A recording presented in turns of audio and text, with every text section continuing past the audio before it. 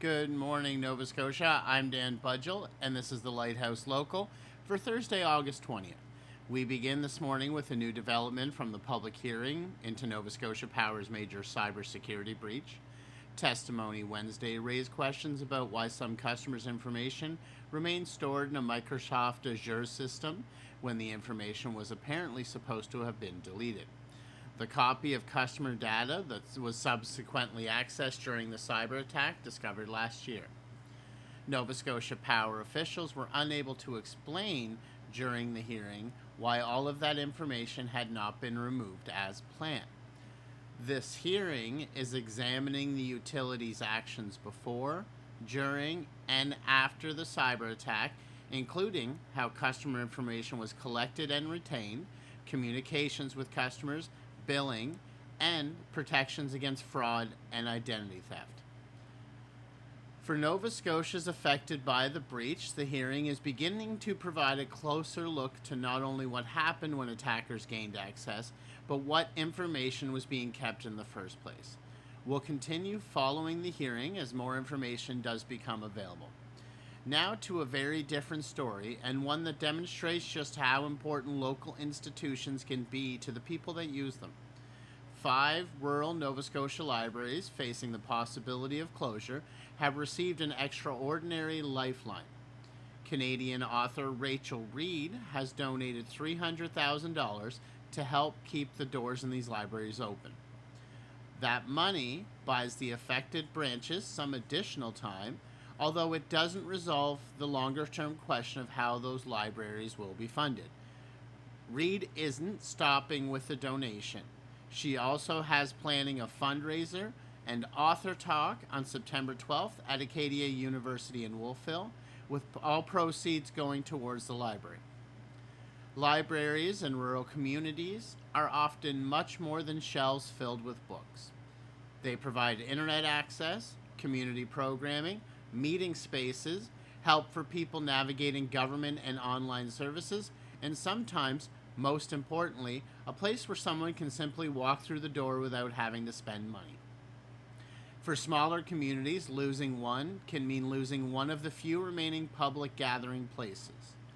So, while this donation provides some breathing room, the larger conversation about sustainable funding for rural libraries isn't over. We will be watching what happens next week. And from libraries, we head to the exhibition grounds because this is a particularly busy week for Nova Scotia's agriculture communities. The Cape Breton County exhibition is underway in North Sydney through Saturday. The Halifax County exhibition is also underway in Middle Muscatavit, and that also runs through Saturday.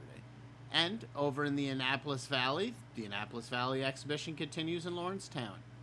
Agricultural exhibitions have been gathering places in Nova Scotia community for generations. They give farmers and young competitors an opportunity to showcase their animals and skills, but they also give the rest of us an opportunity to see an industry that remains incredibly important to this province. If you're looking for something to do as we head towards the weekend, there are certainly plenty of exhibition grounds to choose from. Now to sports. The Halifax Wanderers are getting ready for another afternoon at Wanderers grounds. Vancouver FC visits Halifax this Saturday, August 22nd. Kickoff is scheduled for 3 o'clock this Saturday afternoon. The Wanderers will be looking to take advantage of being back in front of the home crowd as the Canadian Premier League season moves deeper into its second half. And hockey is beginning to creep back onto the calendar as well. The Halifax Mooseheads are preparing for another QMJHL season, with the 2026-27 campaign getting underway next month. It may still feel very much like summer outside today, but another season at Scotiabank Centre isn't very far away. And speaking of summer, let's get into a much more detailed look at your Thursday weather across Nova Scotia. Around Halifax and much of central Nova Scotia, we're dealing with some morning fog before a mix of sun and clouds develops. Inland temperatures could climb all the way to around 28 degrees. With the humidity, it could feel closer to 36.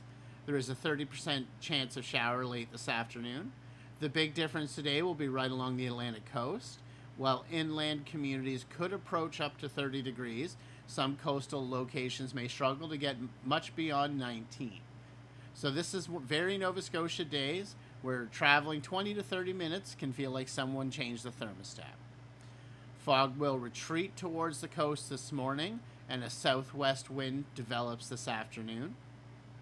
Tonight, there is still a 30% chance of an early evening shower, with fog moving inland again and temperatures dropping to around 19.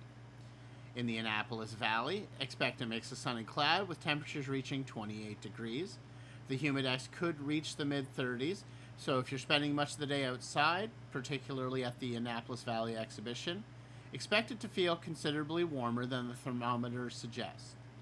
Around Truro and central Nova Scotia, it is another warm one. Expect a mix of sun and cloud, a high around 27, and a humidex near 34. There is a 60% chance of showers developing late this afternoon. Moving east towards Antigonish, expect a mix of sun and clouds and temperatures in the upper 20s. And in Cape Breton, Sydney and surrounding communities should see a mix of sun and cloud today. The temperature reaches about 26 degrees inland, but again, communities right along the coast will be cooler, closer to about 20. There is a 30% chance of an afternoon shower with a southwest wind developing. Tonight becomes cloudier in Cape Breton with a 60% chance of showers overnight and a low around 17. And down towards Yarmouth and southwestern Nova Scotia, expect cloud to give way to a mix of sun and cloud. The high is around 24 degrees inland, but only around 18 along parts of the coast. Fog retreats towards the coastline this morning before spreading inland again tonight. Looking ahead till Friday, much of the province gets another warm summer day. Halifax and parts of the mainland could once again reach 28 degrees, with humidex values into the mid-30s. Cape Breton should reach low 20s after some early cloud and showers, while southwestern Nova Scotia gets a mix of sun and cloud, with temperatures into the mid-20s. So the weather headline for Thursday, pretty simple.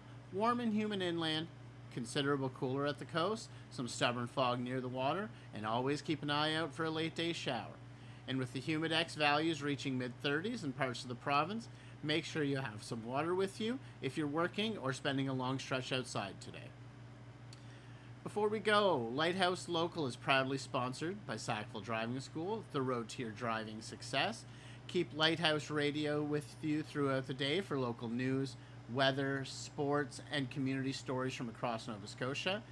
And wherever the day takes you, take us along through the Lighthouse Radio app, available on iOS, Android, and Alexa connected devices. I'm Dan Budgell. This is Lighthouse Radio, the voice of Nova Scotia. Have a great day.